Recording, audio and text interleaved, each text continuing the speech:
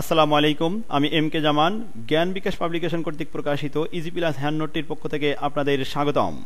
আজকের টিউটোরিয়ালের বিষয় দ্য অ্যাডজাস্টমেন্ট প্রসেস, সমন্বয় প্রক্রিয়া। শিক্ষার্থীগণ, একটি কারবার হিসাবকাল শেষ হলে সঠিকভাবে হিসাব প্রয়োগ করার উদ্দেশ্যেই সমন্বয়ের ব্যবস্থা।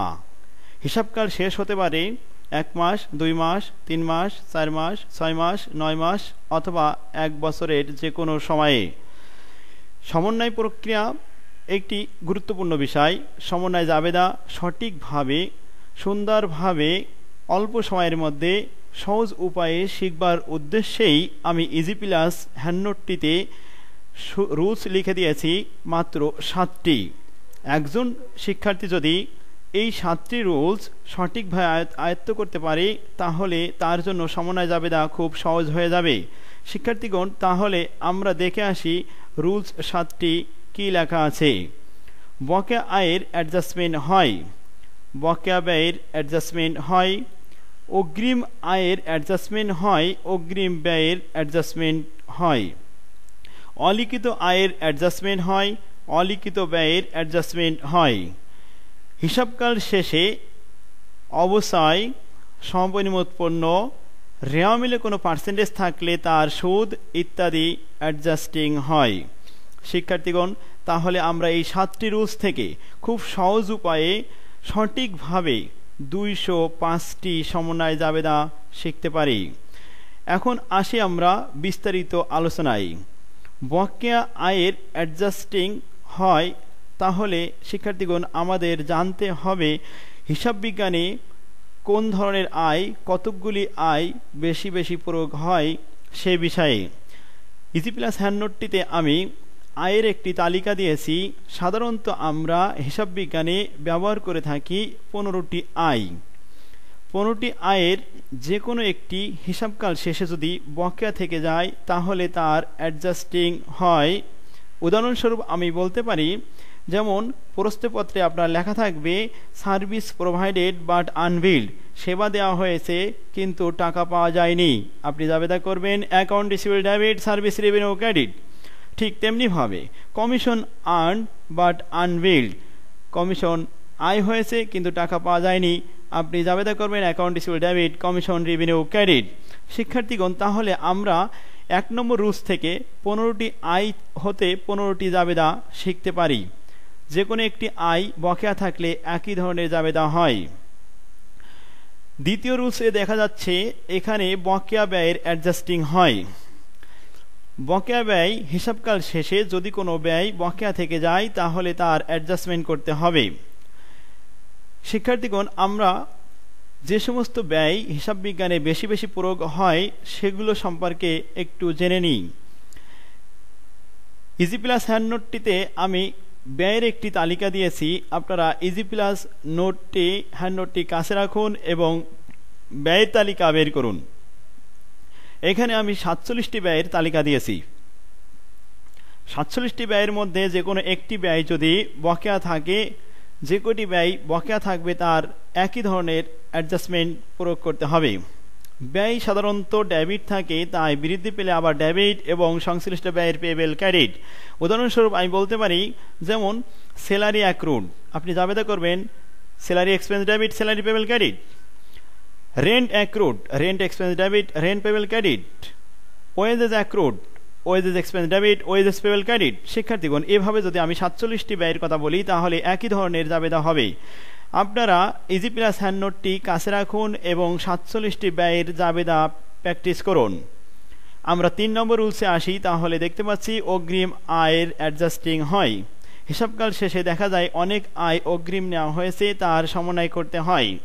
শিক্ষার্থীগণ, তাহলে যে সমস্ত আয় হিসাবকালের মধ্যে অগ্রিম নেওয়া হয় সেটি আয় কমিয়ে দায় দেখাতে হয়।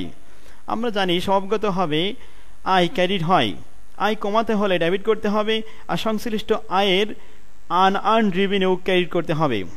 আমরা দেখেছি তালিকায় 15টি আয় আছে। যে কোনো একটি আয় যদি অগ্রিম নেওয়া হয় তাহলে সংশ্লিষ্ট আয় ডেবিট করে তার আনআর্ন রেভিনিউ ক্রেডিট করতে হবে। শিক্ষার্থীগণ, উদাহরণস্বরূপ আমি বলতে পারি সার্ভিস রেভিনিউ অ্যাডভান্স রিসিভ, অর্থাৎ এখানে বোঝানো হচ্ছে সেবা আয় অগ্রিম নেওয়া হয়েছে, আপনি জাবেদা করবেন service revenue debit, unearned service revenue credit. তাহলে অগ্রিম আয় থেকে আমরা 15টি জাবেদা খুব সহজে শিখতে পারি। 4 নম্বর রুলসে বলা হয়েছে অগ্রিম ব্যয়। অগ্রিম ব্যয়ের অ্যাডজাস্টিং হয়। হিসাবকালের মধ্যে অনেক সময় দেখা যায় কিছু ব্যয় অগ্রিম দেওয়া হয়, হিসাবকাল শেষে এসে অগ্রিম ব্যয়ের অ্যাডজাস্টিং করতে হয়। যে ব্যয় অগ্রিম দেওয়া হয়েছে তার প্রিপেইডকে ডেবিট করতে হবে, সংশ্লিষ্ট ব্যয় ক্রেডিট করতে হবে। কারণ আমরা জানি সংশ্লিষ্ট ব্যয় ক্রেডিট করব এই উদ্দেশ্যে যে ব্যয় স্বভাবগতভাবে ডেবিট থাকে, তাই যদি ব্যয় কমাতে হয় তাহলে ব্যয় ক্রেডিট করতে হবে এবং তার পেবেল ক্রেডিট করতে হবে। উদাহরণস্বরূপ আমি বলতে পারি স্যালারি অ্যাডভান্স পেইড, আপনি জাবেদা লিখবেন prepaid salary debit, salary expense credit. যদি বলা হয় রেন্ট অ্যাডভান্স পেইড, আপনি জাবেদা লিখবেন prepaid rent debit, rent expense credit. এভাবে 47টি ব্যয়ের জাবেদা একই রকম হয়। শিক্ষার্থীগণ, তাহলে আমরা পরবর্তী নাম্বার আসি 5, অলিখিত আয় অ্যাডজাস্টিং হয়।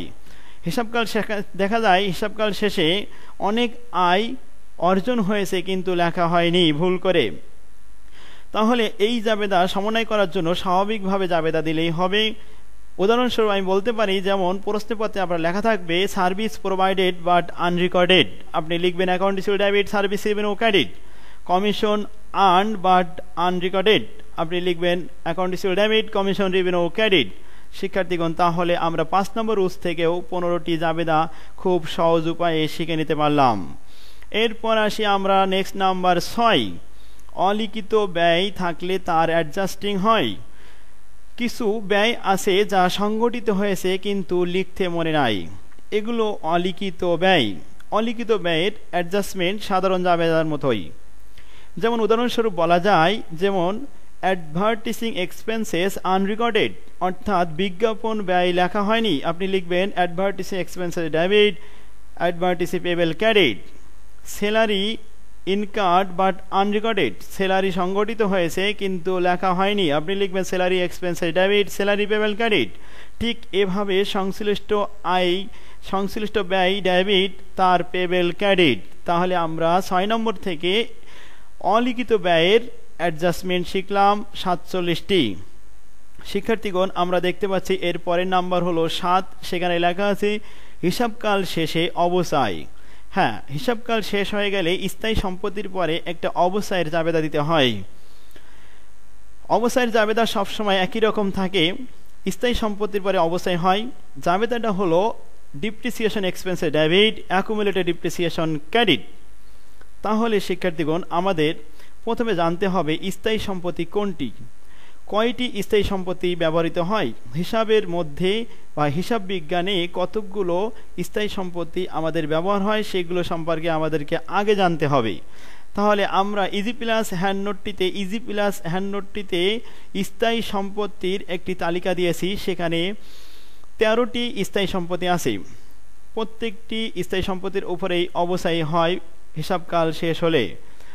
জাবেদা হবে depreciation expenses debit, accumulated depreciation hyphen দিয়ে সংশ্লিষ্ট অ্যাসেটের নাম ক্রেডিট।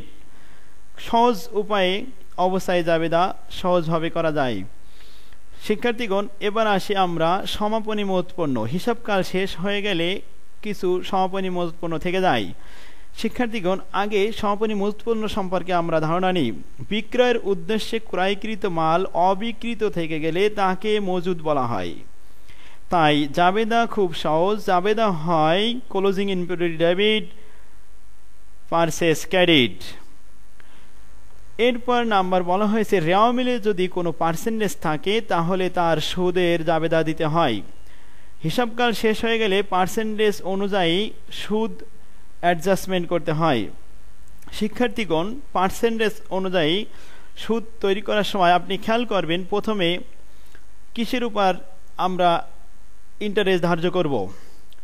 যদি দেখা যায় যে দায় পাশে পার্সেন্টেজ আছে, দায়ের উপরে সুদ সবসময় ব্যয় হয়, তাই interest expenses debit, interest payable credit জাবেদা দিতে হয়।